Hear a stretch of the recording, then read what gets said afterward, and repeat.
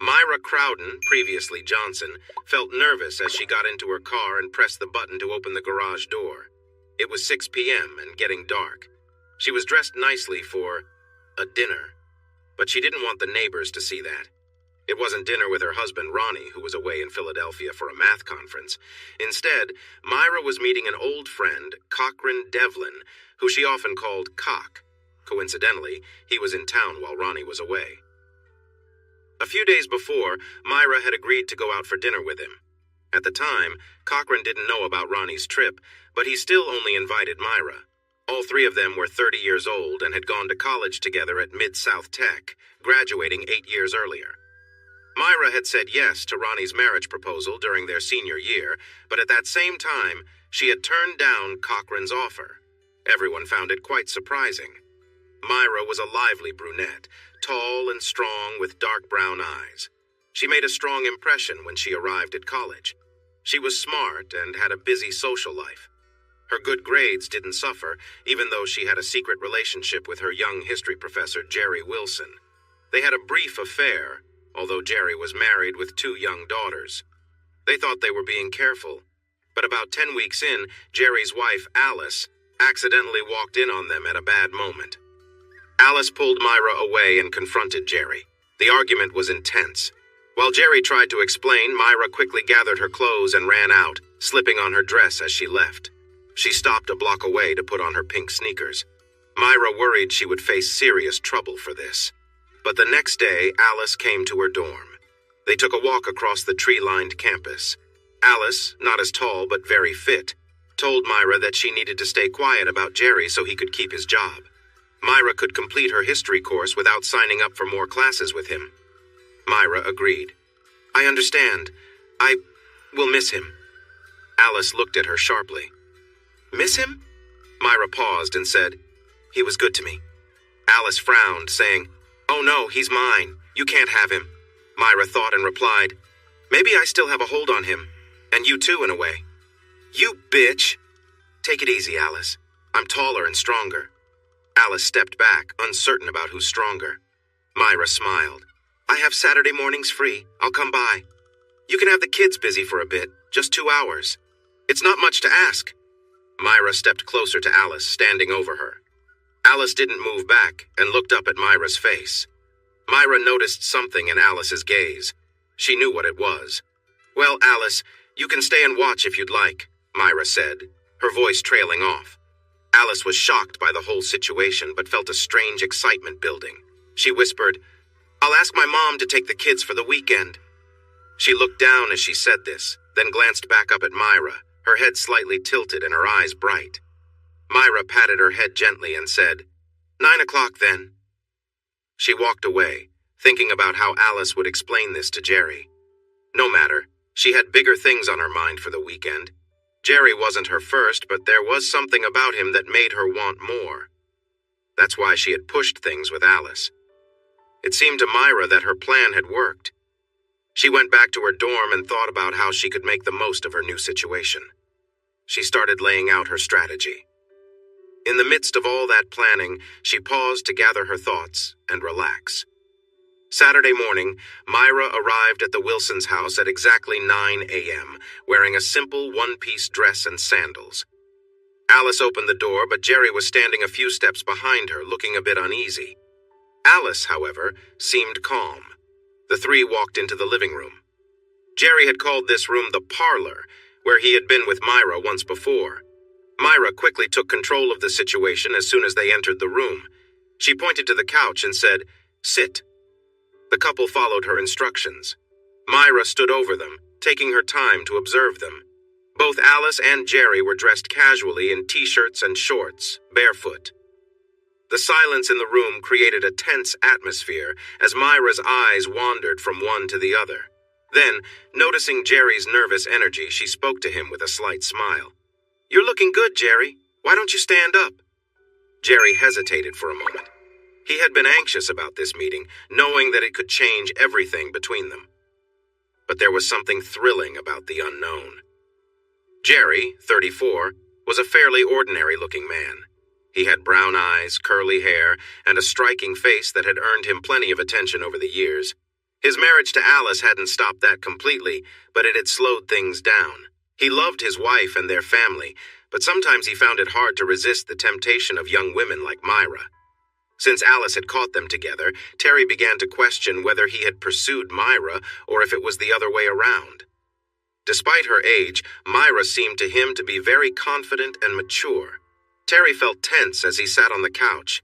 He realized he had no control, neither in his marriage nor with Myra. Oddly, this lack of control affected him deeply, so when Myra told him to stand up, he hesitated only for a moment. He removed his t-shirt and let his shorts drop to the floor. He looked down, his face flushed. Myra chuckled and glanced at Alice. "What do you think, Alice?" she asked. Alice understood where this was headed and responded, "He looks so submissive." Myra turned to Terry. "Are you submissive, Terry?" she asked. Still looking down, Terry quietly answered, "Yes." "Do you like being submissive, Terry?" Myra asked. "Yes." "Good, because now you belong to me," Myra said, "and I sometimes enjoy a man who knows his place." She walked a little distance away and then said, "Kneel and come over here." Without hesitation, Terry followed her instructions. He knelt at her feet, feeling humiliated, especially with Alice watching. Myra told him, "Lie on your back." Terry obeyed and noticed Alice looking at him with a strange mix of emotions. But before he could think too much, Myra stood above him and confidently placed her foot on his chest. She glanced down at him with an air of control, savoring the moment. She then turned to Alice. "Alice, take off your top and shorts," Myra instructed. Alice followed the command without a word, removing her clothes until she stood in her undergarments. "Now, Alice, stand over here," Myra said, gesturing toward Terry. Alice stepped over, trying to contain her laughter as she stood near Terry, who felt the weight of the moment. After a brief pause, Myra said, "Let's all go to the bedroom. Terry, follow us." Terry obeyed, crawling behind them. When they reached the master bedroom, Alice and Myra were already close, sharing a quiet moment together. Terry stood by, watching awkwardly. Myra then ordered Terry onto the bed. She joined him, making it clear who was in control. "You belong to me now," Myra said to Terry. "And when I'm not around, Alice is in charge. No one else, understand?" Terry nodded, barely able to speak. Myra smiled, satisfied with the situation, knowing she had the upper hand. Then she got off the horse. Alice was in the bathroom. Myra told her, "Alice, Terry is here for you now. He'll do anything you ask. Right, Terry?" Terry agreed. "Yes, Myra." "I'll watch for a bit," Myra added. Alice went to the bathroom and grabbed a wet cloth. She tossed it to Terry and said, "Freshen up." "Sure, Alice." Terry used the cloth to clean himself. Meanwhile, Myra quietly encouraged Alice. "You should take charge, Alice. This is your chance. If you do well, he'll always be yours. Make him serve you." Myra saw Alice sit on the bed and turn around. She sat down facing away from Terry and instructed, "Go ahead." Terry followed her command. Alice made soft sounds of pleasure. Myra smiled and watched as Alice enjoyed herself while Terry continued. Eventually, she turned around and sat facing him. Myra watched as Alice experienced joy again. She briefly worried about Terry being overwhelmed, but he was fine. When the moment ended, Alice got on top of him and shared another intimate moment. Afterward, she moved back to sit on his face again to finish up. Myra felt excited about what she witnessed. Once Alice stood up, she and Myra shared a friendly embrace. Myra enjoyed the moment but didn't want to take it further. Alice seemed interested, but Myra stepped away. As Myra put her dress back on, she glanced at Terry. He looked a bit messy. She grinned and gently patted his head, saying, "Good boy." Alice giggled. Then Myra left. It was 10 in the morning. She needed to tidy up because she had a coffee date at 11. The person she was meeting was another freshman, Cochran Devlin. Cochran was tall and fit, with long reddish blonde hair and a deep voice. He used to excel in many sports in high school, but was now playing goalie on the soccer team. He felt he wasn't good enough for basketball or baseball at the university level and didn't want to risk getting hurt playing football. He received a partial scholarship for soccer, and while a full scholarship was available for football, his family was financially stable, so it didn't matter much. His dad discouraged him from playing football due to the risks, while his mom, a big football fan, was disappointed by his choice. She discussed it with him, saying, "The soccer team doesn't even have cheerleaders, don't you want that?" Cochran smiled at her. She had been a cheerleader in college, and although his dad had attended the same university, he was not an athlete. Cochran got his height from his mother's side. Cochran replied, "I would enjoy having cheerleaders, but I'll be okay. I'm surprised you're worried about it." His mom said, "I just want you to have a good time." "Like you did?" She blushed and answered, "What I did before meeting your dad is not your concern. Cheerleaders are popular. They have many people interested in them." "Okay, Mom. I'm going to try to gather a group. I never had any issues in high school." He then walked away. The soccer season kicked off in August and wrapped up by Christmas break. Cochran played a lot, even as a freshman. He was one of 2 players who took up the goalie position in matches, with a 3rd player available if needed. Typically, there were 2 matches scheduled each week. Cochran's weekend was going to be busy, starting with a coffee date with Myra. He had played a game on Friday, and there was no practice that weekend. This left him time to catch up on schoolwork, alongside a Saturday evening outing with a cheerleader named Nora Miller. However, he was curious about Myra. She was tall, strong, and pretty. At 6'2", he appreciated when a woman could stand beside him without seeming small. They had met at an off-campus party the week before where they talked, shared phone numbers, and planned the coffee meetup. Myra wore jeans and a sweater with heels to match Cochran's height. They sat at a small round table in a quiet corner. Cochran smiled and said, "I'm glad we can chat. It was tough to talk at the party."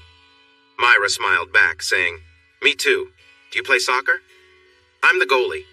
I played defense in high school, but never in goal." He laughed and said, "Myra, you look like you could handle those forwards easily." She looked a bit surprised, but smiled. He noticed her reaction and added, "I really like that about you." She replied, "Well, I have to admit I like tall guys like you a lot, especially you." She reached out and gently touched his cheek. They both understood the connection.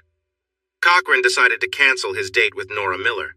He and Myra walked off campus to a nearby motel using his credit card, which was supported by his parents. From the moment they met, there had been a strong attraction between them. Sometimes that feeling stays strong, while other times it can fade. When they were together, their connection only intensified. They embraced each other tightly. Cochran whispered, "Let's go." They moved to the bed, and Myra welcomed him. He was careful and gentle as he came closer, but she was eager and pulled him in fully. She breathed out, "Let's go." Though their first moments together were brief, they were filled with excitement for both of them. After a moment, they lay next to each other, their breaths returning to normal. Myra chuckled and said, "I have a nickname for you." "What is it?" "Cock. I think I'm going to call you that." "Has anyone called you that?" she asked, as she playfully touched him. He started to feel good again. He replied, "No, not to my face, maybe just dumbhead." She leaned closer and whispered something silly as she kissed him. After some time, they were close again, taking it slow at first. But soon, things got more exciting, and they both enjoyed the moment. They were both getting carried away, nearly falling off the bed. At last, he let out a sigh of relief. They spent the night together, taking a break to grab burgers from a diner nearby. The next morning, they started again. Myra wanted more, and he did too. They skipped church that Sunday. At just 18, they had both had other experiences. Myra had dated Terry and a couple of others, while Cochran had been with several girls before. None of their pasts compared to the time spent in the motel. By Sunday evening, they were tired from their adventures and returned to their dorms to study. Myra felt sore all over, and Cochran did too. After class on Monday, Myra decided to go see Cochran play soccer.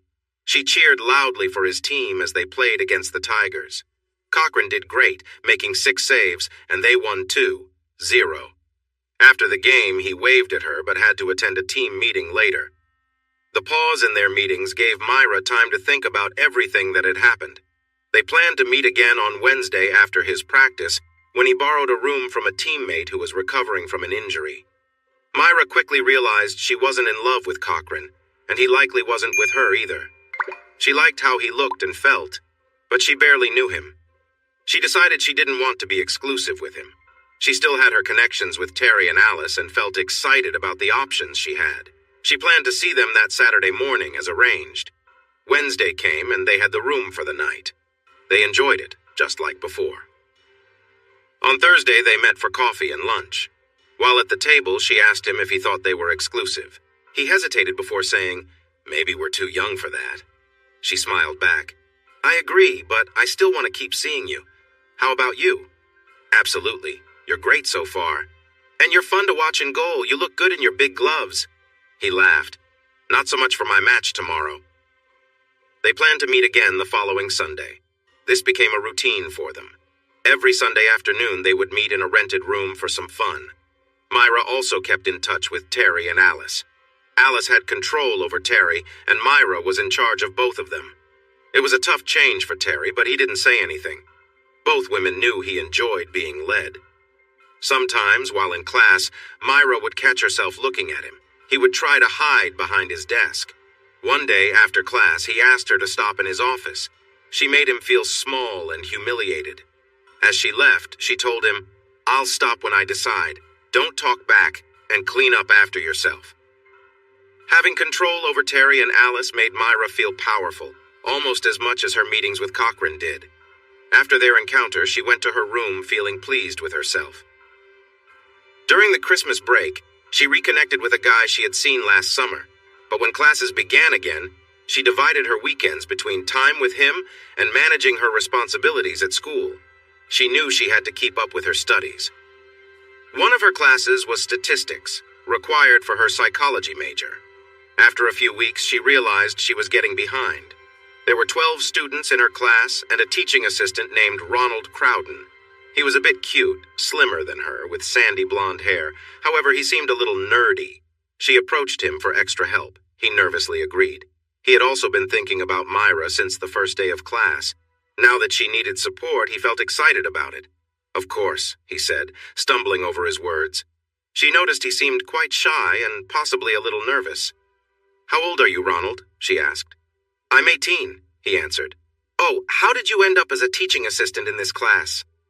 "I did really well on the math placement tests, so they let me skip ahead. I needed some extra money, so I accepted this job," he explained. "I help out in this class and 2 others." As they chatted, Myra noticed she was a bit taller than Ronald. She said, "Well, can you help me out?" "Absolutely," he replied, glancing down. Myra smiled, but she wasn't looking for anything more than help with her statistics homework. "Can we meet at the snackery at 7? She asked. "Sure, I can do that." So now nicknaming him Ronnie, she met with him regularly for study sessions. They met 3 times a week for 2 hours and added Saturday afternoons as a test approached. As they spent more time together, Ronald became more relaxed around Myra. They started to joke and became friends. Myra enjoyed Ronnie's company. Not only was he smart, but he also had a good sense of humor. After their 3rd Saturday session, she mentioned going for a run. "How far do you plan to go?" he asked. 5 miles, she replied. "Can I join you?" Ronald asked, eager to keep the bond they were forming. Myra laughed at his enthusiasm. She said, "Do you just want to run behind me and look?" Ronnie replied, "Maybe, but I'd be happy to let you run behind me too." Myra laughed. "All right, how about we meet at the recreation center in 10 minutes? So they started running. Myra was a fast runner, but Ronnie was even faster. He easily kept up with her and was not even out of breath. Myra decided to speed up, and Ronnie ran next to her, chatting about his quirky math professor. He didn't notice how hard she was trying to keep up. Eventually, Myra stopped. She bent over, trying to catch her breath. Ronnie asked, "Are you okay? Maybe I ran a bit too fast. After what you said, I didn't want to fall behind." Myra let out a small laugh while trying to recover. She stood up and took Ronnie by his arm, turning him to face her. "How can you run like that? You don't look tired at all." He shrugged and said, "I run a lot. It helps me relax, and I'm good at it. I swear, I'm not out of shape at all." Myra noticed how firm his arm felt. It wasn't huge, but it was strong. She stepped back to look at him properly. It was the first time she really had a good look at him. He usually wore baggy clothes, but today he had on a fitted shirt and basketball shorts. She realized that he was quite slim, but had noticeable muscles. Myra said, "I always thought you were cute, but now I see you're not just cute, you have a tough side too."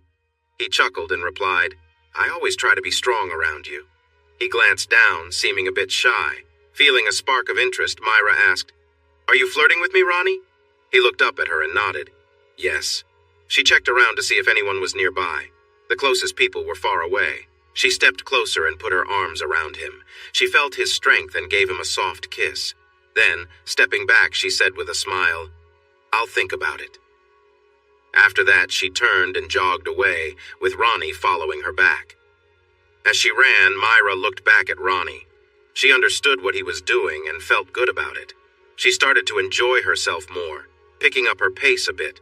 She was both amused and curious about what might happen with Ronnie. Once they reached her dorm, Myra took a seat on the steps at the entrance. She asked, "Did you enjoy running behind me?" "Definitely," Ronnie said, seeming more confident than before. Myra continued, "So Tuesday is our next tutoring session. Maybe we can switch locations. I'll let you know." She gave him a quick kiss on the cheek before going indoors. Ronnie stood there, a bit stunned, then finished his run and headed back to his room. Ronnie wasn't inexperienced. He was shy around girls and had been shy throughout high school. After graduation, a classmate of his older sister Melanie came to town for an internship at a law firm. Her name was Linda Harmon. She was short and a bit on the round side, but had a beautiful face and a lively spirit. Melanie talked to Linda about Ronnie. Melanie was concerned that Ronnie was heading off to college without much experience in relationships.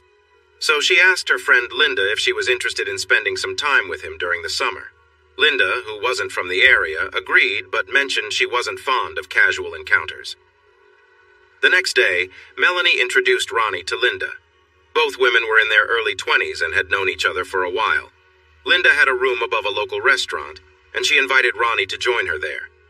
Ronnie was shy but not unaware. Linda made him feel comfortable, talking to him about how she was looking for someone reliable to spend time with over the summer. They grew closer over the next 2 months, spending a lot of time together. Linda appreciated Ronnie's kindness and willingness to learn, and in return, he became more confident. Ronnie was thankful for that summer experience, as it helped him become more comfortable around women. The following Sunday was Cochran's day to spend with Myra. They often spent the day together, enjoying each other's company. By the evening, they would both feel relaxed but worn out from their time together. Myra was usually busy during the week with her studies, so they only saw each other on Sundays. On Saturdays, Myra had other commitments. Cochran, meanwhile, had his own schedule. He balanced his studies, playing soccer, and spending time with 2 other women, Lori and Elaine. Lori was a senior teaching assistant, and Elaine was married to an assistant dean. Elaine's husband was aware of her meetings with Cochran, which took place at their house, and even allowed it to happen. Over time, Cochran became more comfortable with the situation and learned from the experience. On Tuesdays, Myra had arranged to meet Ronnie again at her off-campus apartment. She liked Ronnie's intelligence and quick humor, especially after he became more relaxed around her. She wasn't expecting much from their time together, but was still curious about where things might go. As they walked to her apartment, Myra said, "Ronnie, I know you like spending time with me. After that run, I thought we could see how things go and maybe study a bit later." Ronnie smiled and said, "I'm really excited." Myra had expected Ronnie to be inexperienced, but she was pleasantly surprised. He was attentive and considerate, making their time together even more special. They continued to grow closer, sharing a deeper connection as they spent more time together. He changed his position several times. Each time felt better than the last, and after the third change, she felt amazing. That was when Ronnie joined her. Myra was both surprised and pleased. She wrapped her arms around Ronnie as he was close to her and covered his face with soft kisses. When she did that, he felt even more excited. Sensing this, she playfully flipped him onto his back and enjoyed the moment for a long time, surprising him in the process. After a while, they both relaxed on the bed, taking deep breaths. Finally, Myra said, "You're not what I expected, Ronnie. You're much better than I thought. I thought you might be a bit shy or finish quickly." Ronnie replied, "I've only been with one girl before. Now it's 2. Myra raised an eyebrow. "But a lot of times with her?" "Yeah, quite a bit. You seemed so shy, Ronnie, before we came in here." "I am shy, but you're so beautiful, so enchanting." She kissed him softly and said, "I have some food and drinks." They enjoyed a meal and shared a drink, but they didn't focus on studying that night. Myra and Ronnie spent their Tuesday evenings together for the rest of the spring semester, along with 2 study sessions each week. Myra ended up getting an A in the class. She also kept meeting with Terry and Alice on most Saturday mornings. On Saturday nights and Sundays, she was with Cochran. His formal soccer season had ended, but he was busy in a spring league with other teams. He balanced his time well with school and Myra. Ronnie eventually learned about Myra's other relationships. She told him about Cochran right away and, later on, asked him to keep it a secret as she shared about Terry and Alice. During summer break, Myra and Ronnie went home. Cochran traveled to Scotland to train with a local football team, gaining experience with skilled players. Ronnie's friend Linda returned for another summer job at the law firm. They quickly rekindled their friendship. Although she wasn't quite like Myra, she was around every evening. Myra was only available once a week. So Ronnie and Linda spent a lot of time together and grew closer than the previous summer. Ronnie thought Linda was lively, and she found him enjoyable to be with, even if he was a bit shy in social settings. They went out for meals and dancing. Ronnie was energetic on the dance floor but needed some style. Linda took it upon herself to help him, encouraging him to be less shy and more carefree. Ronnie's parents had been surprised by his friendship with Linda the previous year, but this year they were less shocked. Ronnie was working at a local computer repair shop 4 days a week and dedicated one day to a rigorous workout routine. And he started to work out. One other thing he did was create a simple computer game and sell it to a national company. It was a spy game. He earned a nice amount of money from it and could make even more if the game became popular. Myra had a deal with the son of a restaurant owner in her town. She also had a friendship with a man who worked at a Chevy dealer fixing trucks and another neighbor whose wife had left him. That's another story. By late August, Myra, Ronnie, and Cochran went back to school. Myra saw Terry and Alice, but they agreed to take a step back and meet once a month instead. Myra planned to move in with Ronnie, who had rented a 1-bedroom apartment near the math building. She was also going to spend weekends with Cochran, who had a room above a candy store. He returned to school with a motorcycle, a Harley. When he arrived at the candy store, he revved the engine for her. She liked the feeling of the bike when she sat behind him at a certain angle. As the fall semester began, Myra and Cochran grew closer, although sometimes he felt tired. He was the main goalie this year and still had responsibilities with the assistant dean's wife. Ronnie only had Myra. On weekends, he focused on creating a new, more complicated game while settling into life with Myra. He couldn't say he was pleased with Cochran, but he chose not to think too much about it. Every Thursday night, Myra and Ronnie would go out for activities like dancing, movies, or plays. Myra had several female friends who sometimes joined them. On weekends, she went out with Cochran, attending parties or football games hosted by his teammates. They became quite a popular couple on campus. No one paid much attention to Myra and Ronnie. Myra felt content with both of her relationships. Cochran enjoyed spending time with his 2 women, especially Myra, while Ronnie was happy only with Myra. Ronnie had friends in the math department, all of whom were quite nerdy. Ronnie had some nerdy interests too, but his relationship with Myra kept him balanced. Time passed, and summer approached again. Ronnie's girlfriend Linda got a job at a law firm in his town and was also in law school. This limited their time together, but they managed to stay close. They seemed to be a good match and weren't looking for anyone else. Ronnie found their relationship calming and steady during the summer. Myra's parents took her to Europe for most of the summer. She found some company there, but not as much as she would have liked.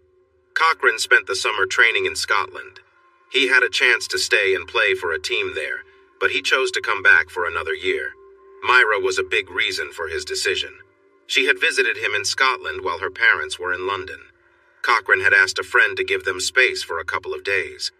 However, Myra knew him well and suspected he might not be alone during that time. In that, she was correct. Cochran was training at a professional level in Scotland, building his strength and speed. To his hosts, he was an exciting prospect. To the Scottish girls, he was simply charming. Back at school, the 3 fell back into their usual routine. Ronnie was glad to see Myra, but sad to leave Linda behind. He wasn't pleased that Cochran had returned, as there were whispers that he was going pro in Scotland. But no. Myra and Cochran spent their weekends together, becoming somewhat of a well-known couple around their school. Ronnie noticed that Myra enjoyed the attention that came with being with Cochran. To him, that seemed to be what brought them close, rather than any romantic aspect. However, he didn't know much about that part of her life since she didn't talk about it much. Still, he had a good idea of how their local fame influenced their relationship. Cochran had an amazing fall season. His team made it to the semifinals of the NCAA tournament. A surprising mistake by the team kept them from reaching the finals. Myra was thrilled by Cochran's success in his junior year, and even Ronnie felt excited by the end. The mistake was disappointing to the fans, but Cochran was no longer just a local hero. Then he left school. He signed with Cincinnati FC in the MLS, where the season started in late February and ran until October, or longer if the team reached the playoffs. Cochran went to Cincinnati right after Christmas. He called Myra to share his decision. He would earn good money and hoped to impress scouts for a chance to play in Europe. Ronnie was sitting with her when she heard the news. As soon as they hung up, she began to cry. Ronnie held her gently while she sobbed, though he stayed calm. Myra was strong, though. She and Ronnie became roommates, and she thought about replacing Cochran for her weekends, but ultimately decided against it. She worried that if she did, Ronnie might end their relationship, and she didn't want that. He felt like a steady presence for her, so they decided to be exclusive for the spring. Ronnie chose to stay at school for the summer because of a project with a respected math professor. Myra went to Cincinnati. Cochran had invited her to spend the summer with him there, and she agreed. A week before she left, she told Ronnie about it. She expressed that she missed Cochran, but assured him she would return to school in mid-August, hoping he would still want her back. Ronnie replied, "You know I'm here for the summer. I've made plans. No more Linda for now." Myra responded, "I guess I need to sort some things out, Ronnie. I care about you." "I'm not sure I've said this enough, but it's true." He smiled softly at her. "I've told you before." "I know. I'll come back. I just want to see what it would be like to spend more time with him, not just on weekends." "And if it's good? Are we done?" No way. We have our senior year left here, I promise." Ronnie focused on the math project. He was working with Brenda Larson, an assistant math professor. Brenda was really smart and only 26 years old. She was close to getting a permanent position. She had dark hair and looked serious most of the time. She usually wore slacks and a long-sleeved shirt. She recognized Ronnie's talent in math and asked him to join her for a summer project. They started working together in her office 2 days after Myra moved to Ohio. They worked hard all week, eating fast food and getting about 5 hours of sleep each night. One afternoon at the end of the week, Brenda asked Ronnie, "What does your girlfriend think about all these late hours?" "She doesn't know. She's in Ohio." Brenda raised an eyebrow. "With the goalie?" "Yep." Brenda often thought about Ronnie's relationship with the beautiful Myra. She figured that he must have something special about him, something that wasn't obvious at first glance. This made her curious. She wasn't interested in women, despite what some people said. Brenda said, "Maybe we should take a break." She gave him a look that made it clear what she meant. Brenda had a nice face, and her smile was impressive when it appeared. She was about 5'3" and maybe weighed 100 pounds. Ronnie felt a little unsure. He didn't want to mix work with personal matters. Brenda then took off her long-sleeved shirt, revealing that she was quite attractive. His doubts faded. He took off his own shirt and shorts as well. Brenda laughed, but she clearly liked him. She quickly removed the rest of her clothes. Then she came closer to Ronnie, who caught her and spun her onto the couch. He was about to lean down, but she said, "Let's just be together." So they embraced in an intense way. Brenda seemed very excited, and it had been a while for her. Ronnie held on, and they lost track of time. Eventually, he pulled back and sat on the couch. He began to worry because she had been quite loud. Brenda noticed and said, "Don't worry. No one's here. And if they are, it's not their concern. You've really impressed me, Ronnie." Ronnie leaned in and kissed her gently. When he sat back up, she smiled and said, "Our first kiss." She laughed softly. "Hopefully not the last," he replied. "Oh no, definitely not the last." Then she sat up and kissed him again, settling onto his lap. They shared soft kisses until he felt ready for more. After a moment, Brenda shifted and positioned herself comfortably. They took their time, ending in a rush of excitement. Afterward, Brenda stood up, looked at him for a moment, and said, "Time to freshen up and get back to work." They both took a moment in her small bathroom using some wet cloths. It was 3 in the afternoon, and they worked until 6:30 without any more interruptions. Brenda focused on the task, and Ronnie followed her lead. Surprisingly, they made a lot of progress together. Brenda found that working straight through the day was fine, but work after dinner rarely went well. So she suggested, "Okay, let's eat." They went to a pizza place and shared a big veggie pizza. They were both very hungry. Once they finished, Brenda looked at Ronnie and asked, "Your place or mine?" They decided to go to his apartment. They spent the next few hours getting to know each other better before Ronnie fell asleep. The next morning, they shared a brief moment together, then went to a diner for breakfast. After breakfast, they returned to work. They both noticed that their connection was benefiting their project. For lunch, they had sandwiches from a nearby cafe. By 6:30, Brenda thought they had reached a good stopping point, but Ronnie was still working on an equation at her chalkboard. He held up his hand, signaling her to wait. He added some symbols, and when he turned to her, she was focused on the board. Excitedly, she jumped up and added a line. They both stepped back and started celebrating, hugging each other.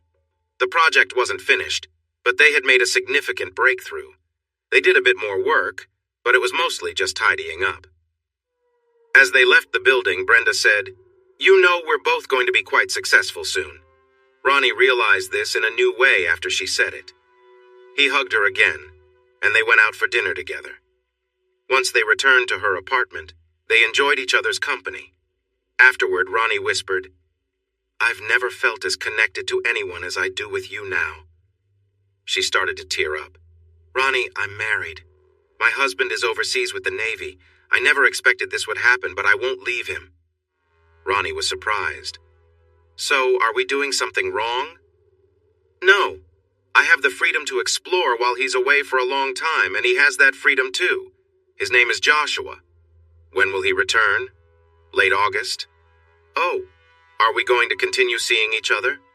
"Yes. If that's what you want," she said. Well, it did seem to help with my math. Then she playfully jumped him. Meanwhile, Myra enjoyed her relationship. She often joked that it was good for a girl to have someone special. The joke never got old, but the spark in their relationship started to fade. Cochran was away a lot for work and had to practice daily. They went out together now and then, becoming somewhat of a well-known couple. People snapped pictures of them when they were out dancing or eating. Myra understood that Cochran was the one getting most of the attention, but they looked great together. When Cochran was away, Myra started to feel lonely in Cincinnati. She had been keeping in touch with Ronnie through messages and emails. They had always been honest with each other, and he shared news about Brenda. "Myra, I'm definitely coming back for my final year. I get bored here quite often. When I was with you, I didn't feel that way at all," she told him. Ronnie replied, "When you were with me, you were also with Cochran and the professor. Not in the spring, and I won't be seeing anyone else this year. All right, we'll see how it goes. But Myra, if you start to feel bored, you have to let me know. Don't just... I promise I won't betray you, Ronnie." And she kept her promise. Ronnie and Brenda had recently worked together on a project they sold to a big computer company, becoming quite successful. In August, Joshua returned. A week later, Ronnie was invited for dinner and felt a bit anxious. When he arrived, Brenda greeted him and led him inside. Joshua stood nearby, tall and broad with a big dark beard. His face was serious as Ronnie entered the room. Brenda introduced them, and Ronnie felt a bit uneasy, but then Joshua laughed and extended his hand for a shake. "No hard feelings, Ronnie. We don't keep secrets here."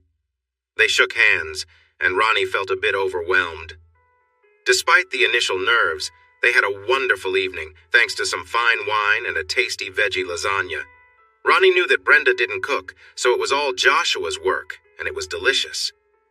As they enjoyed dessert, Joshua said, "Ronnie, I hear we're all going to be quite wealthy." Ronnie replied, "It looks that way. The deal is signed, and I received an initial payment." Joshua turned to Brenda and asked, "Would you have achieved this without Ronnie?"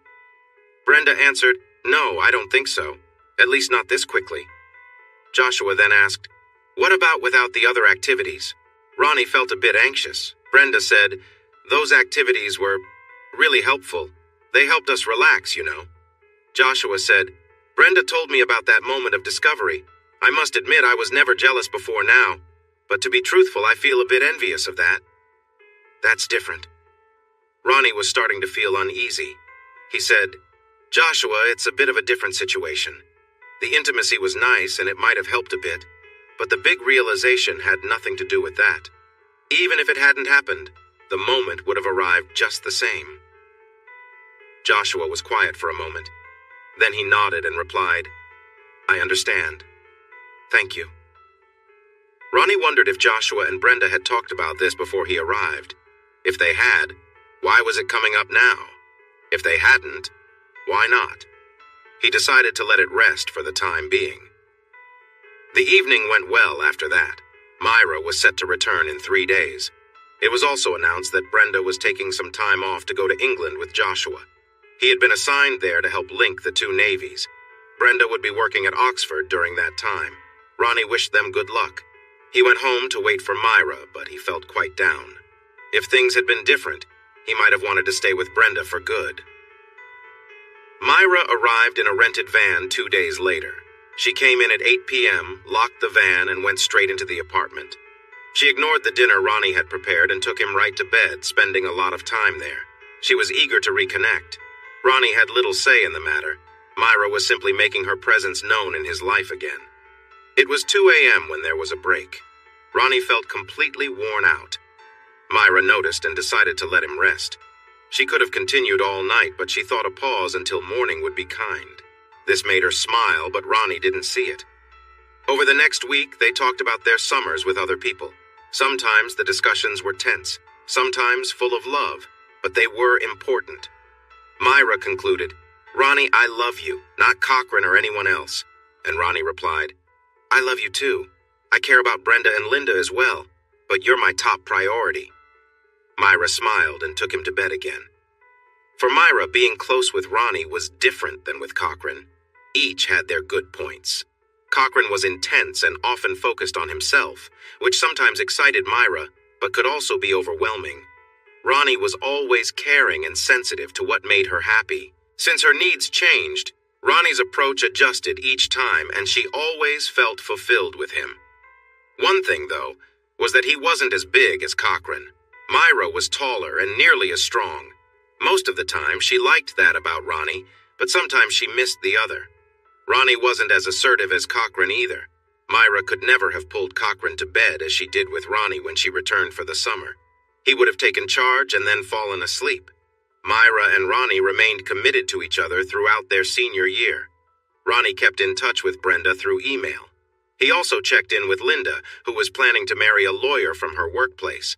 Myra and Cochran mostly communicated via email. When he visited D.C., he wanted to meet her there, but she said no.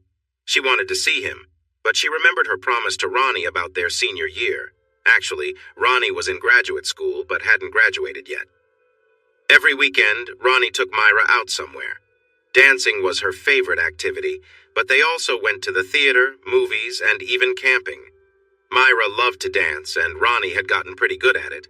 Myra attracted a lot of attention on the dance floor and danced with different men, but she only danced once with each, keeping things light and friendly. Ronnie didn't mind as long as the guys were respectful. Twice, she ran into guys who were not polite. She handled one without any trouble, but the second man, who was much bigger, wouldn't take no for an answer. Ronnie stepped in to protect her. He used a beer mug to defend Myra when the man tried to pull her out of the booth. Ronnie almost faced serious trouble, but fortunately, the venue had security video to clarify what happened. After that incident, Myra hurried him home and was very affectionate with him. That was when Ronnie decided to take some self-defense lessons during his spare time, even though he never really needed to use them later. Cincinnati FC's season ended just before Thanksgiving with a loss in the playoffs.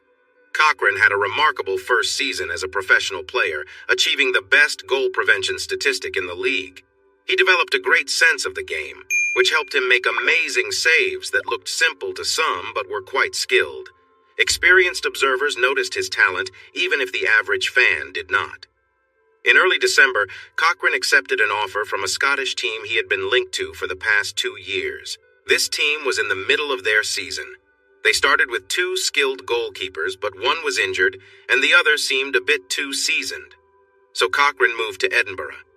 His new team had a passionate fan base, though they were not quite on par with the 2 major teams in Glasgow.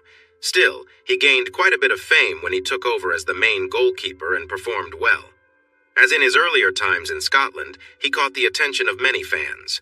He kept in touch with Myra, mostly through email and occasional phone calls. The season concluded for him in late April, and he returned right away to school. He informed Myra that he was back, and she shared the news with Ronnie. Cochrane had made up his mind that Myra was the one for him, and he planned to propose. He arrived on a Wednesday morning and rented a condo because he was going to train with the Tech soccer team for the rest of the term. He called Myra and invited her to dinner on Friday, and she agreed. Myra felt really mixed about everything. She found it hard to decide, which was unusual for her. On the other side, Ronnie felt nervous about what would happen, but he was also a bit weary of the situation. Ronnie and Myra found themselves at a crossroads. She had to make an important choice. In the week leading up to Cochrane's return, Ronnie thought carefully about their situation. He decided that if Myra could promise to be faithful to him, he would propose. However, if she spent time with Cochrane after telling him their senior year would be just for them, he would have to walk away. He understood how hard that would be for both of them, but he was running out of patience.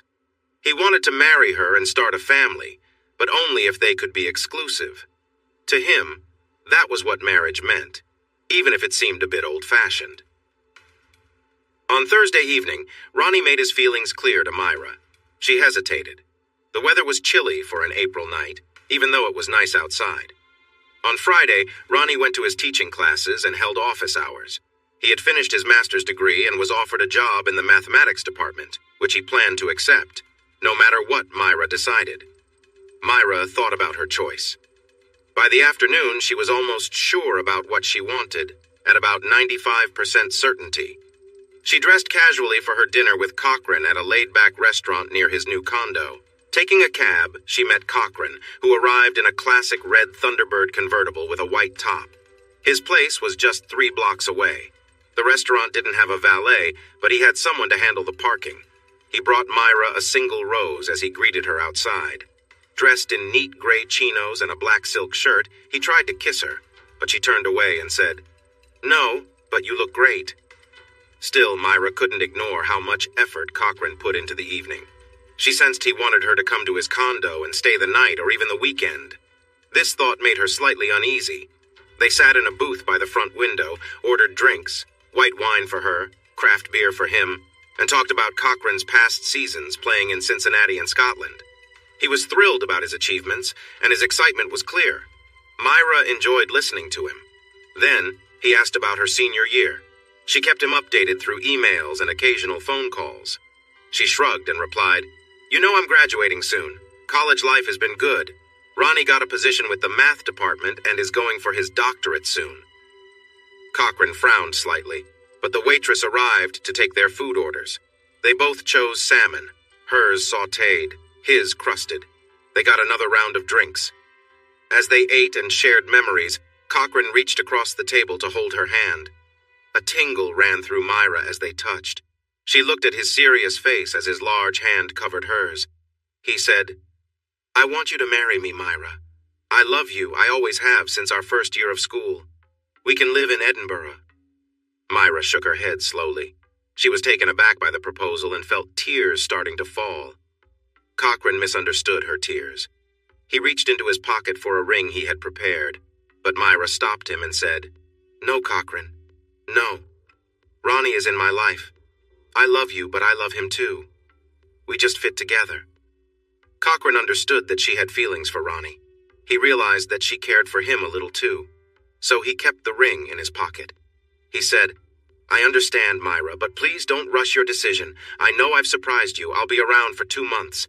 I know you thought I was just trying to bring you back to my place, but I want more than that. Please think it over." Tears were still on Myra's cheeks. She didn't want to hurt him right then. She nodded and said, "I'm surprised. I need time to think, but please don't be shocked." She stood up and he stood with her. He said, "I'll give you a ride home." She replied, "No, I'll walk. I need the time to think." She turned and left. It was a mile walk and it was 9:30. She returned to the apartment at 10. She couldn't remember much about that walk. Ronnie knew where she had gone that evening. They had talked about it. Myra had promised to return to him after just dinner to let Cochran know she was no longer interested. Ronnie hadn't been able to sit still since she left. He worked out on a chin-up bar and did push-ups. He paced around, waiting. When he saw Myra walking towards the entrance, he was ready as she came up the stairs. She ran to him, crying, and they hugged in the hallway, slowly turning around. Once inside, Myra said, "He proposed to me." Ronnie looked at her. "And what did you say?" "I said no, but then he asked me to think about it. I didn't turn him down right away, but I want to be with you." She hesitated, realizing how important her next words were. Ronnie stepped to the mantel and picked up a small box. He said, "I had plans to ask you in a very special way, but he got to you first. So, I love you, and I want us to get married." He opened the box to reveal a beautiful ring. Myra took it, gasping with joy, and began to laugh and spin around. She put it on her finger and said, "Well, I guess." Then she jumped into his arms and they both landed on the couch. Ronnie and Myra shared a joyful evening together. However, in the morning, Myra started to think about how to tell Cochran about her choice. She asked Ronnie for advice. He said, "Meet in person, but in a public place." When she thought about this, she agreed. She called Cochran and asked him to meet her on the steps of a main classroom building on campus. 2 hours later, they saw each other walking towards that spot. Cochran realized from where they were meeting that this wasn't going to be good news. He joined Myra as she walked to the steps, and they sat down. Cochran said, "So, I guess it's a no." "Yes, it's a no. I've accepted Ronnie's proposal." "Oh, you mean last night?" "Yes. I guess I pushed him into it." "Not really.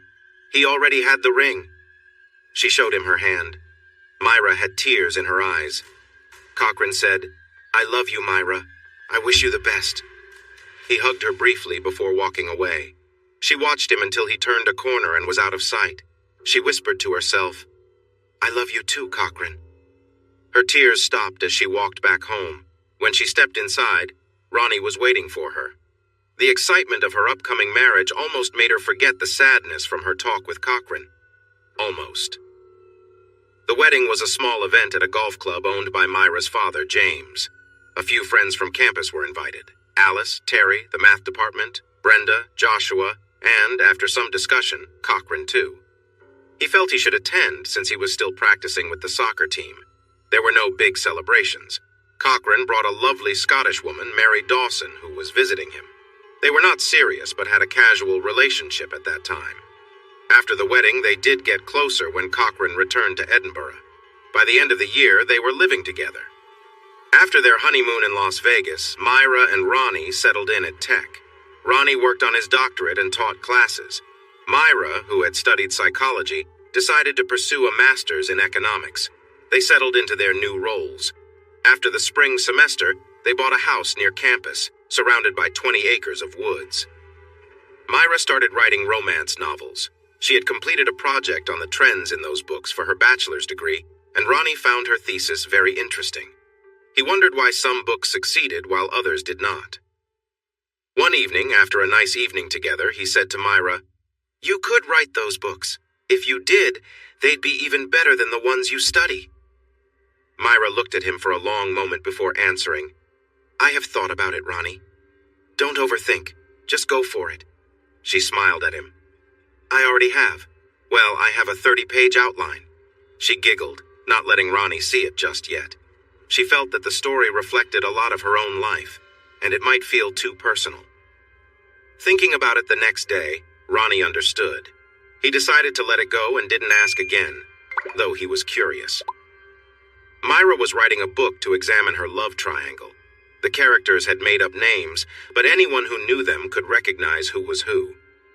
Myra finished the book in 6 weeks. She wrote quickly and confidently. In the story, Ronnie, named Mika, was shown as a straightforward and kind person. He was portrayed as clever and quite intelligent. Cochran, named Richard or Dick, was shown as adventurous in romance, always focused on his own needs, but he was also depicted as smart, funny, and carefree. Myra, named Mary, was described as a bright and beautiful woman. There was a scene where she turned down Dick's proposal and chose Mika instead. It felt very real and emotional. Myra let Ronnie read the draft before sending it to publishers. He finished it in one day and thought it would do very well. However, he felt uneasy knowing that friends and others would see it was about them. Still, he pushed that thought aside, knowing Myra had worked hard and that the book would succeed. He also recognized how emotionally tiring the process had been for her. Eventually, he became a bit worried about their relationship. This concern stemmed from the different dreams the main character had in the book. On one side, she wanted marriage, a family, and stability. On the other, she dreamed of being famous and admired by many. Ronnie saw himself as the family and stability, while he thought Cochran represented the other side. In the story, stability won, just as he hoped it would in real life. The book caught the attention of 3 publishers who wanted to buy it. Ronnie suggested she choose the one offering a smaller advance but a larger share of sales. She agreed, partly because that publisher promised quick release. The book was well advertised and quickly gained popularity after being published. The hardback edition featured a striking photo of Myra on the back cover. She looked stunning, and it likely helped with sales. Myra earned her MA in economics in 2 years, but by then she was already a recognized writer. She went on a 2-week book tour and started working on another book. Meanwhile, Ronnie earned his doctorate. Both he and Myra were doing quite well financially. Myra's second book was also successful. The characters were mostly different from her life except for one. The story was about a married woman who had a child with her Prince Charming, not her husband. She embarked on another book tour which lasted 3 weeks, including 4 days in Great Britain. She was not ready for the warm welcome she received there. As soon as she stepped out of the car that brought her from the airport, reporters and photographers surrounded her. They all wanted to know if Cochran Devlin was the real Dick in her first book. Cochran was famous in Scotland and now in England. He was very attractive, and his new partner, Mary Dawson, was an actress and model. The two made a striking couple and were often seen together in pictures. When Myra arrived at her hotel room, she checked her phone and saw headlines about Cochran and Mary being in London, since it was a break for Scottish football. Myra called Ronnie when she saw that news. He picked up right away. It was 4 in the afternoon on the U.S. East Coast. Myra told him she was safe and that there was a lot of excitement about Cochran. They talked for a bit. Ronnie asked, "Are you going to see him?" "Oh no. I didn't even know he was in town, and London is huge." Ronnie felt assured. Cochran and Mary were staying at the same fancy hotel as Myra.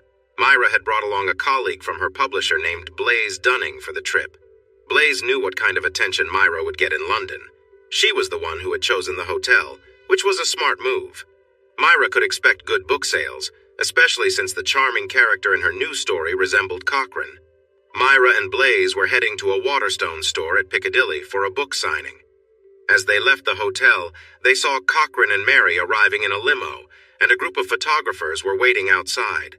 Myra and Blaise came out first, and pictures were taken. But when Cochran's limo showed up, he and Mary stepped out, and even more photos were snapped. Myra was surprised to see Cochran right there at her hotel. She looked back at Blaise with a puzzled expression. Blaise just shrugged and said, "More sales." Cochran noticed Myra standing on the steps with Mary. He looked pleased to see her, while Mary seemed less so. Cochran took Mary's hand and walked over to Myra, weaving through the crowd of press. Many videos were filmed during this moment. When they finally stood face to face, Cochran hugged Myra with playful air kisses. Mary did the same with Myra. Myra quietly said to Cochran, "I had no idea." But by the time she reached the bottom of the steps, photos and videos were already online.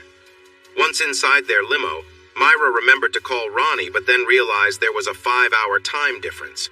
Her signing was set to start at 10 in the morning. She opted to text him instead. "I didn't know he was here. It was Blaise." Ronnie received the text at 7:30 in the morning. He quickly checked a news site and only waited a couple of minutes before finding the video of the meeting outside the hotel. He felt fortunate to read her message first, but wondered briefly if it was true. He also thought about the rest of Myra's trip to England. She planned to spend 3 of the 4 days in London and the last in Birmingham. Myra's signing lasted 2.5 hours. She really enjoyed the event, although she was frequently asked about Cochran. Her standard response was, "I'm married. He and I are not involved anymore." Some of the listeners looked unsure. Myra had a long conversation with Blaze in the limo. She made it clear that she didn't want to deal with the attention that Cochran brought. She asked for no more promotion like that. While she talked, she realized how pointless that request was. The situation was already complicated. Before lunch at the hotel, Myra called Ronnie. They had a good discussion. Ronnie said, "I understand about the book promotion. I know you didn't know about the fuss or that he was at the hotel. Just be careful. I can handle the pressure. It's not too bad here." That made Myra feel a bit better. Myra and Blaze were sitting at a round booth in the hotel restaurant when Cochran and Mary entered and chose seats next to them, with Cochran sitting next to Myra. Myra felt ready to end her work with Blaze right then, but Blaze raised her hands and said, "This wasn't my doing." Cochran smiled and said, "Myra, Mary and I are together. It's all good, right?" Myra replied, "Please tell everyone that." Mary said, "We didn't plan this, Myra. We were surprised to see you at the hotel." She looked at Blaze. Blaze said, "That was my mistake. I'm sorry, but it's already happened." A waiter came by and they all ordered sandwiches. Cochran had a beer. They enjoyed their meal, catching up on their lives. Afterwards, Myra and Blaze left for Foyles and Cecil Court for a signing and an interview with the BBC. The interview was conducted by a slick, polite man. About 5 minutes in, he asked Myra if the characters from her first book were based on real people. She simply replied, "Yes." Then she explained that she wrote the book for her own healing. This led to an interesting discussion about whether such books are a way of fulfilling desires. Blaze liked the interview, but thought it got too serious. The signing was lively, and Myra found it enjoyable. Women kept asking her about her relationship with Cochran. She would smile and reply, "Next question."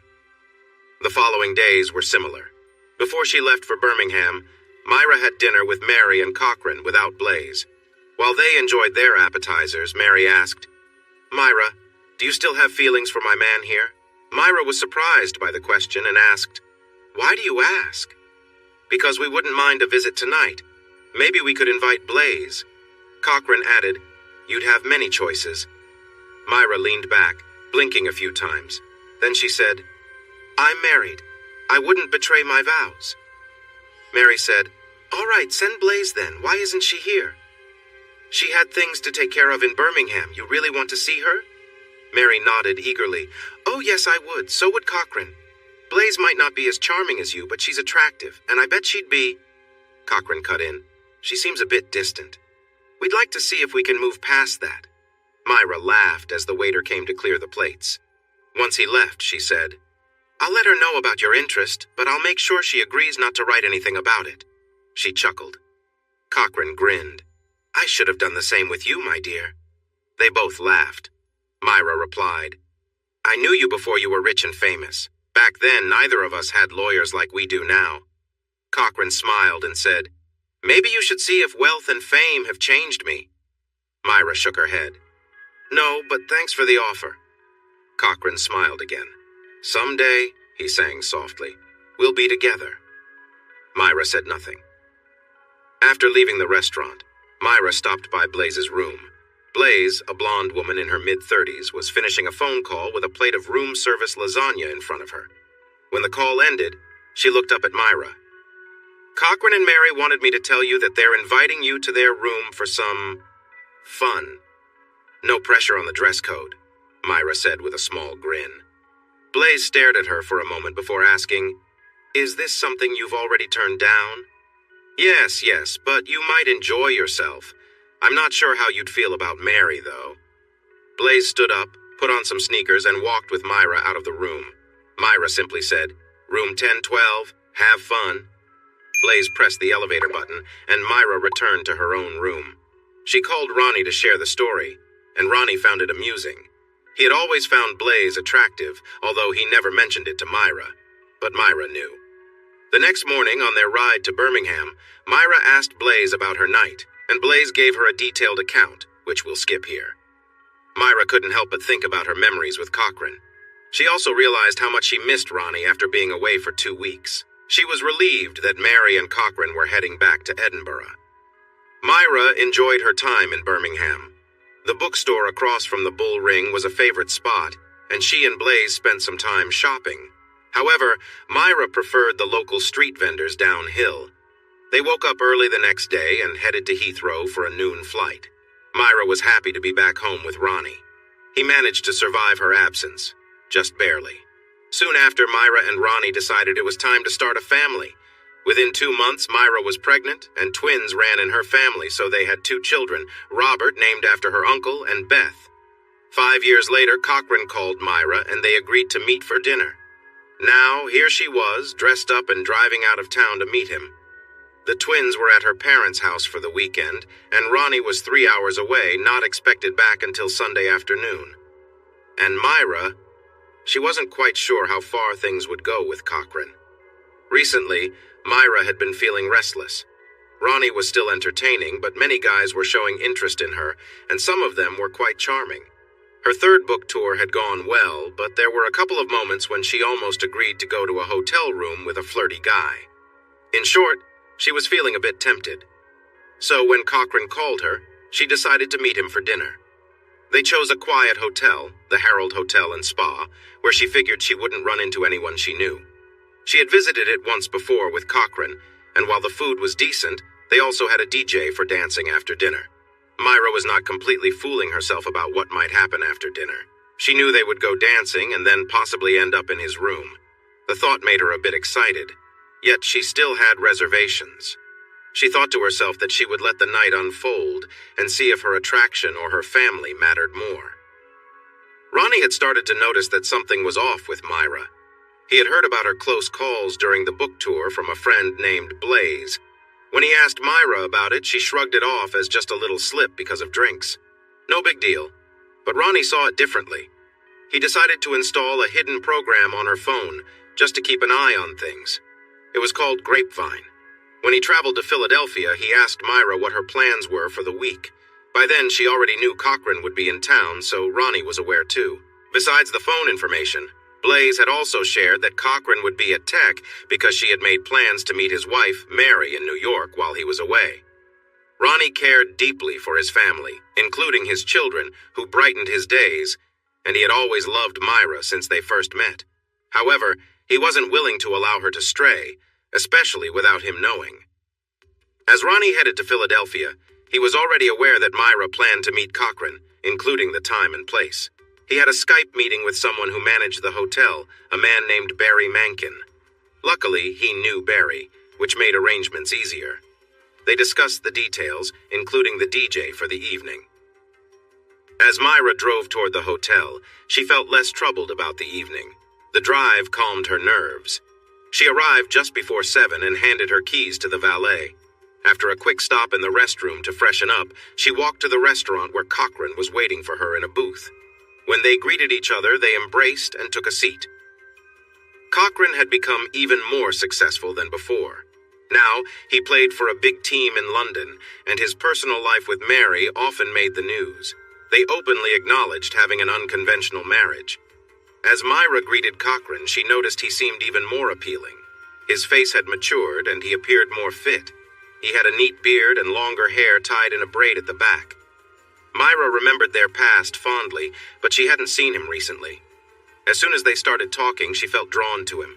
They shared a meal, stealing glances at each other by the flickering candlelight. Cochran's smile was charming. He seemed confident about himself and the night ahead. Why else would Myra visit him like this? Dinner went on. They enjoyed light dishes. Then they heard music from the DJ. They found a small table near the dance floor, which was already lively with people. Myra and Cochran danced to various songs, both fast and slow. It was clear to everyone watching that they were connecting. Among the onlookers was Ronnie. He was watching the venue's security feed from his room in Philadelphia. When he noticed Myra and Cochran getting close to going upstairs, he sent a signal. When Myra heard the familiar intro to a song by Marvin Gaye, she stopped in her tracks. It was a song Ronnie liked. She heard the DJ say, "This one goes out to Myra," from her husband, Ronnie. Then the lyrics played, and she was overwhelmed. She quickly left the dance floor and headed for the entrance. The song's chorus followed her as she gave her keys to the valet. Ronnie saw Myra rush away from Cochran and took a moment to feel pleased about it. But soon, his phone rang. It was Myra. He chose not to answer, letting it go to voicemail. He listened to her voice, filled with urgency. Ronnie, I love you. I'm going home. Please pick up. I love you." He didn't answer. Instead, he turned off the video feed and went to the hotel's bar. Myra drove home carefully, aware that she had some wine and was feeling anxious. She arrived safely. Trying Ronnie's phone again, she hoped he had calmed down. She began to question how he arranged the song dedication, but it puzzled her. Her biggest worry was the thought that Ronnie might end their relationship. She briefly contemplated lying about her plans, but found it silly to even consider. By the time she called a second time, Ronnie was asleep in his room. He had thought about what to do after the night had unfolded as it had, but he hadn't reached a final decision. Still, sleep came to him. On Sunday evening, Ronnie returned home. He hadn't answered any of Myra's calls or those from her mother. Myra's messages were all apologies, seeking forgiveness. Ronnie felt impressed as he listened to them, noticing that she offered no excuses, only heartfelt apologies. In the end, it was her honesty that saved her. If she had told him just one lie, he would have walked away. When Ronnie came home, the twins rushed to greet him. Myra stayed back. It was dinner time and they had been eating pizza. Ronnie grabbed a slice, but he barely acknowledged Myra, only exchanging a few short words. After dinner, Ronnie played with the twins until bedtime, letting Myra tuck them in. He waited for her in the living room. When she came in, she hesitated before speaking. "I messed up and you saved me. You really saved me. I hope we can move past this. I love you." Ronnie looked at her. "Yeah, me and Cochran too," she sighed. "Ronnie, I have feelings for him. You know that. But I chose you. I've been restless lately. The guys on the book tour. Now this. Right now, I'm not someone you can trust. I don't even know why this happened." Ronnie nodded and asked, "If we stay married, how will I ever trust you again?" "You can't right now. I understand that. But you didn't trust me before your trip either. How did you even know what I was doing?" "Word gets around. And I know someone who works at that spa." She stared at him, sensing he wasn't being completely open. He added, "You know, if I had found out later, we'd be done. I shouldn't have had to save you, Myra. I know, but I need to figure out why I did it. It wasn't just the drinks with those guys on the tour, and I knew what might happen if I went to see Cochran. So you're saying you need something more than what I can give you? You're wonderful. You know that. It's not about that. It's more about me. Something inside me." Ronnie nodded but said, "We never really talked about what you had with Cochran and what you gave up. You and he are very different. And that was a long time ago. We've both changed since then. So maybe it's not even about him. Maybe it's something inside of me. A hidden flaw, perhaps," Ronnie said thoughtfully. Myra gave a small smile. "That sounds like the title of a song. But right now, what I feel isn't hidden." She stepped closer and kissed him firmly. Ronnie didn't pull away. When Myra was feeling confident and bold, Ronnie usually let her take the lead.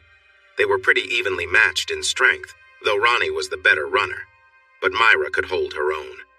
This time, however, when they moved to the bedroom, Ronnie took charge. He gently but firmly guided her to the bed, showing his strength. They shared a moment of intense closeness, reconnecting after the strain between them as they found comfort in each other's arms. He growled at her as he did it. This wasn't the first time Ronnie had acted the way he just did, but it had been a few years since. Actually, one time led to the twins. Usually, he and Myra enjoyed playful moments, sharing kisses and affection before connecting deeply. But now, Ronnie wasn't in a playful mood. Myra felt the same. She understood what was happening. Even when Ronnie showed her more intimacy, she was still engaged. Ronnie got up and nodded to her before heading for a shower. When he returned, drying off, he saw Myra sitting on the bed looking at him. "Are you going to act like that every time I make a mistake?" she asked. "No. The next time might be the last," he replied. "Maybe this time is the last." It will be the last time I mess up. I promise. Ronnie looked at her on the bed. She looked amazing. It would be hard to let her go. They snuggled together and fell asleep. So, he sort of forgave her. His heart wanted to, but his mind reminded him to be careful. He knew why Myra felt drawn to these intense moments. She sometimes liked to be swept away. He felt that way too. He thought he could give her that thrill again if she allowed him. But other men could sweep her away without her wanting it. He remembered what Blaze told him about two men who nearly took advantage of her last time. They were big and bold. Ronnie understood why Myra married him instead of those other men. She wanted stability and a family. She wished to be a mom and wife. With him, she could have that. Those other men were not right for her. Ronnie worried that someday she might want freedom in their relationship. That thought made him sad. He would have to figure out what to do when that day came. About a month after dinner with Cochran, Myra became pregnant. They talked it over and decided she would stop taking the pill. She even wrote her 4th book while expecting and finished it just as their daughter, Linda, was born. Having Linda and the twins helped Myra find balance. Her book tour turned mostly virtual. With little Linda, life was busy. At 3, Linda started preschool for half-days. Myra and Ronnie felt happy about that, especially when she began all-day kindergarten. Ronnie felt less worried about Myra's loyalty. But now that she was 36 and had free time during the days, she decided to go on another book tour, not with Blaze this time. Myra figured out who had shared her private moments. The new publicist was Laverne Blandon. Before Myra agreed to the tour, she and Ronnie talked about it. She felt a bit pushed into agreeing because of a clause in her new contract. Ronnie brought it up 10 days before she was to leave for New York, the first stop. After the kids were asleep that night, Ronnie asked, "Myra, are we going to have problems with this tour?" Myra understood what he meant. She replied, "Maybe. Honestly, maybe. Oh, Ronnie, I feel uncertain." "Maybe I should surprise you more often," he joked. She smiled. "No, I like you just the way you are, Ronnie. I know you see my doubts. Would this cause us trouble?" He didn't answer and just shrugged. She continued, "You'd end up resenting me. I wouldn't be able to handle that." "You can always say no. Maybe I can, but I do have a desire sometimes, and I don't think you'd leave me." "I don't agree with that, Myra. I won't do anything like that. I saw this coming, and I thought a lot about it." "And?" "I wouldn't actually resent you, Myra, but it would change everything. We'd never be the same. Remember, what we have is built on respect. I get tempted too, you know." "Yeah, that tall woman from the chemistry department. Barbara. Yes, she's not the only one I notice, but I stay loyal." "Okay, I won't do anything either, but Ronnie, if you want to talk about anything, I'm here." "I won't. We have kids. What would they think of us?"